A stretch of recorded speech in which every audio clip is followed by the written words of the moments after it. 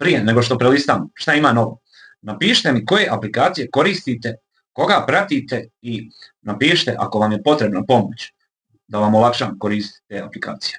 A sada da vidimo šta ima novo u tabloidu.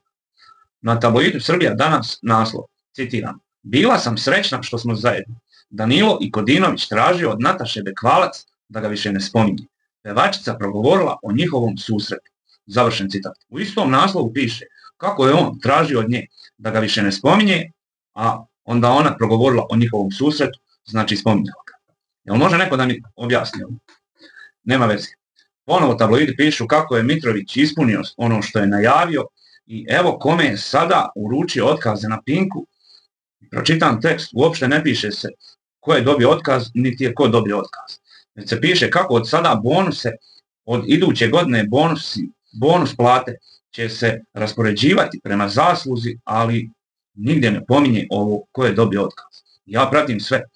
Jel pratite i vi? Recite mi jedno ime koje je dobilo otkaz na Pinku. Ako mislite na Đedovića, šta? Je li neko večer bio u žiriju Eutovizije? Šta, prije toga je bio savjetnik Mitrovića? To nije otkaz. I ne znam zašto se ovo piše. Ako neko zna, neka mi napiše. I neka napiše barem jedno ime koje je dobilo otkaz na Pinku. Ovo što Đogani, Lunin otac, priča kako je čovjek neki uzeo im novac i kako je taj čovjek organizovao policiju da ga hapsi pred njima. Meni se čini da je Marko ovako nešto organizovao. Ali poslušajte priču i šta onaj drugi čovjek govori, pa pokušat ću ja da vam snimim video šta je čovjek govorio. Čovjek govori da je on tu u pravu i nema veze, ali mi je malo čudno ovo da Đogani tvrdi da je taj čovjek organizovao policiju da ga hapsi, a šta je Marko radio kada su Marka uhapsili pod navodnicima? Daje izjave novinarima, maše kroz prozor novinarima, nema veze. Da vidimo šta još ima. Ovo, sada već vidim da tabloidi pišu kako je Anita bila u vezi sa nekim Reljom Popovićem i vidim da baš o tome tabloidi pišu, ali ja u to ne vjerujem. U stvari, ne vjerujem da su bili u vezi. Ko zna, nek mi napiše. Ovo što je Žana Omnija bila u žiriju Eutovizije. Kada se sjetim nje iz Elite 7, ne bih ni prepoznao. Jel se vama čini da je ona zamijenila Anitu? Ona je sada u vezi, u stvari ne znam da li Anita bila u vezi sa onim vlasnikom hotela sa kojim je Žana sada i jel zna neko gdje ova Žana sada radi? Ko zna, nek napiše.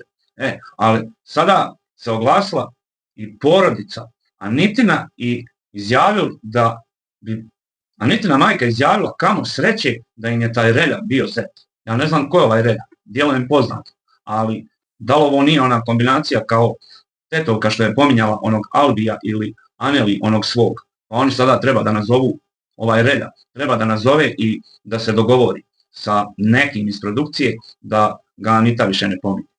Moram to upisati ovam u ovaj svoj rokovnik. Ovo Ena, Peja, pa Ena je nekad ranije nešto izjavila za Zlatu, a sada se udaje za, kako tabloidi pišu, malog Peju. I tu se sada oglasila i nešto Goca Božinovska. Vidim na drugom tabloidu šta je Ena izjavila. Ne samo za Zlatu, već i za Gocu. Znate, od kada se njih dve druže, ima mojih pratilaca koji se sjećaju šta su sve. Kako su se nekad Zlata i Goca slikale za tabloide. Zbog čega svi bruje o Aniti i Relji? Sada već sam siguran da ću da upišem i ovo u svoj rokovnik, jer vidim i na drugom tabloidu ovaj naslov. Šta sada o tome priča i ova Tami, što je nekad bila Stanin PR, a sada je ta Tami Anitin PR. Može meni neko da objasni šta će Anit PR? Ne mogu da vjerujem, ali nema veze. Ovo što se piše Luka, Aneli, drugari, zamislite ovo, da Aneli i Jasmin nisu ovu sezonu u realitiju. Koja bi tema bila trenutno aktuelna? Šta, pričalo bi se o Ša, Mioni, Zoli, Janjušu. Ja mislim da Aneli ili Jasmin pobjeđuju, mada jedno drugo, jedno prvo mjesto. Može i ta kombinacija. I to je to što se tiče tabloida. Nekad ne mogu da vjerujem šta sve tabloid pišu. Nema veze. Ali, koga zanima šta je sa Zolom? Da li ste primijetili sinoć na TikToku koliko je Zola bio neraspoložen? Izgleda da ipak neće u Elitu 9. Neko koga je nagovorio da snimi onaj film o Miljanu. Kao da je Ako je posle Miljani taj film pokazao, zato Miljana ne traži da Zola uđe u elitu i ja mislim da neće ni ući. I da li vi primjećujete da niko nije ušao preko mjesec dana? Evo Ane Spasojević na TikToku i nju Alex izgleda stvarno nije povela sa sobom u Dubaj. A vidim da je Dalila objavila na svom TikToku 10 svojih prvih giftera i na 9. mjestu je Huso. Ovo je ona kombinacija. Ljudi giftaju Dalilu na TikToku, ona to objavi i oni onda mogu da se hvale kako je Dalila objavila njihovo ime i giftaju je još više. Kada svi odu sa TikToka, Dalila će ostati. Ona, Mirza Hatić i ova Ana, što nije otišla sa Alex u Dubaj. Zapamtite to. Kad smo kod Dalile, da ne preskočim ovo, vidim da je Memo dao neki intervju u kom govori da je Dejan bio neradnik i kako ga je Dalila izdržavala i napravila. Zanimljivo da ovo Memo baš sada govori kada je Dejanu istekao ugovor na Hype. Zašto to nije ranije govorio? I ne znam da li ga je Dalila izdržavala i napravila. Šta kaže? Ne znam, šta bio od one Dejanove pizzerije koju je otvorio? I zašto sam siguran da Dejan neće odgovoriti Memi za ovo? Mada Dejan u posljednje vrijeme ne pominje pa ni Memu, ali ni Dalilu, ni Filipa. To je to što se tiče ove ekipe i još Anđela, Gastoz i Filip.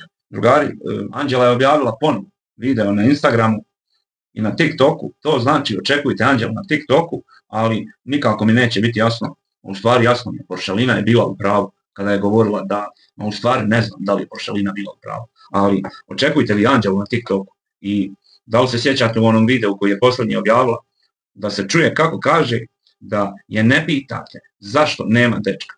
Šta mislite zašto je baš to rekla?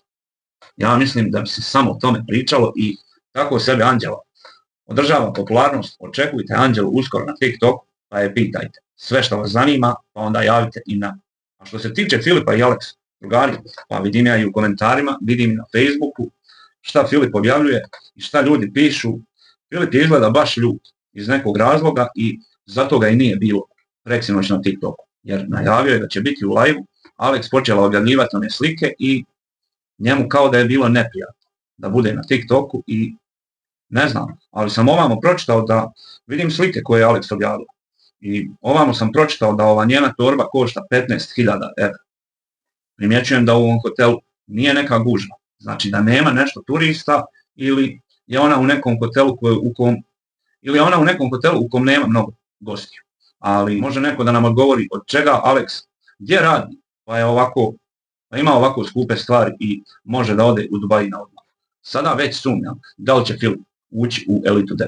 Mislim da hoće jer ne radi nigdje, ali ono što sam siguran jeste da uskoro očekujte Filipa na TikToku, pa ćemo od njega saznati i da li ulazi u elitu 9, a i zašto se u posljednje vrijeme nije pojavljivao na TikToku. Najavi da će doći, pa se ne pojavi. Čini li se i vama da je Filip malo ljut na Alex? Ako je ljut, on je tu u mat poziciji, da se tako šahovski izrazi, jer ako kaže javno zašto je ljut, Alex mu neće dozvoliti da viđa Malu i eto njega na TikTok da nam ispriča sve što je htio da ispriča ili možda čak i u elitu 9, da tamo ispriča sve što mu je smetalo i zašto je bio ljut. Šta mislite, šta bi prije moglo da bude?